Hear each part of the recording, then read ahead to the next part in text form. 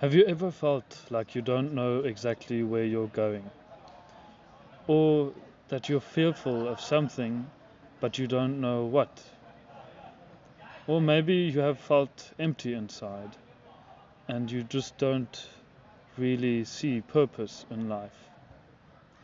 If you have felt like this, then I invite you to listen to me a little bit more. Anxiety is one of those experiences that we probably all should be able to recall in one way or another. Whether we were waiting for our all-important exam mark in school or having to make a difficult decision for our future, anxiety puts us in a frame of mind where we struggle to see clearly. We fear something that we can see, but we get anxious when we cannot see clearly at all. Anxiety is like staring into an abyss, a dark, endless hole. It's like you can't see the threat that's around you. It's not like fear where we see the threat and we decide to either run or fight. It's more like we know there's a threat, but we cannot decide whether to run or to fight. And it's this indecisiveness, uncertainty, and actually the experience of our finitude that we could call anxiety, and something that has played a role in our life for as long as we can look back into human history. Anxiety, Friedrich Nietzsche says, is like a monster. He who fights with monsters might take care lest he thereby become a monster.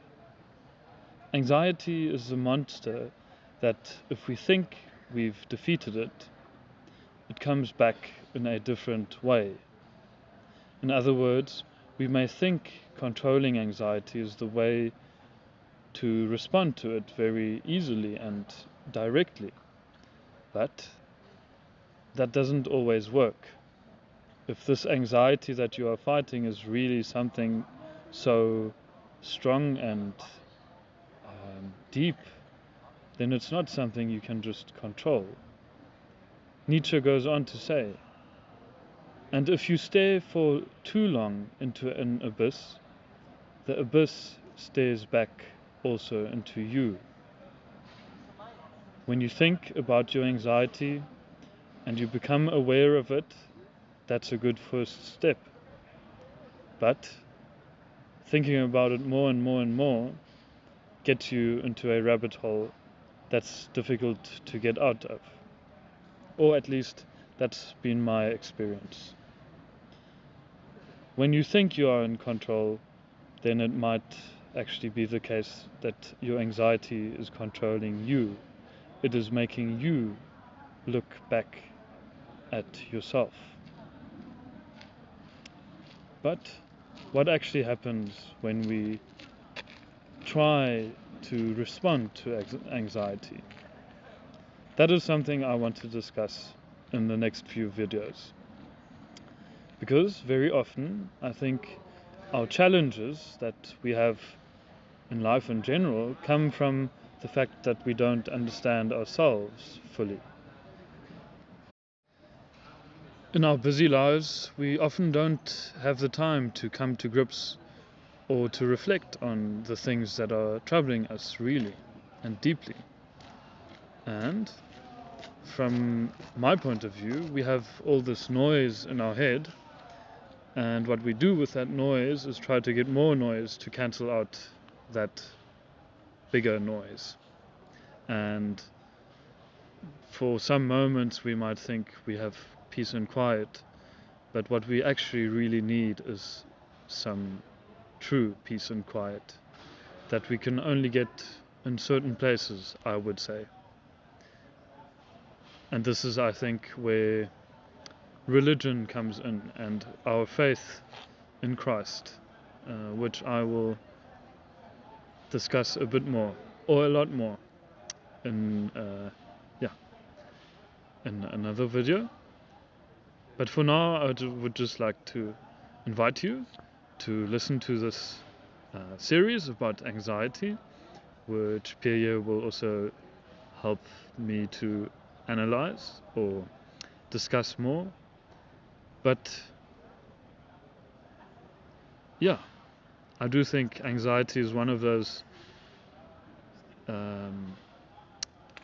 issues or experiences in our life that really shows the most beautiful side of humanity and the world, like the moon tonight, and sometimes the most darkest parts of our lives and of humanity. And what can come out of anxiety is sometimes the most incredible things. But there is also an ugly side. And I think this definitely has something to do with the way that I at least would like to preach, but also that I think the church might be able to look at the problems that people are facing. I think anxiety is playing a big role in that, and that the message that we want to proclaim, I think sometimes has to be a message that responds to people's anxiety. So, until next time, goodbye and keep well.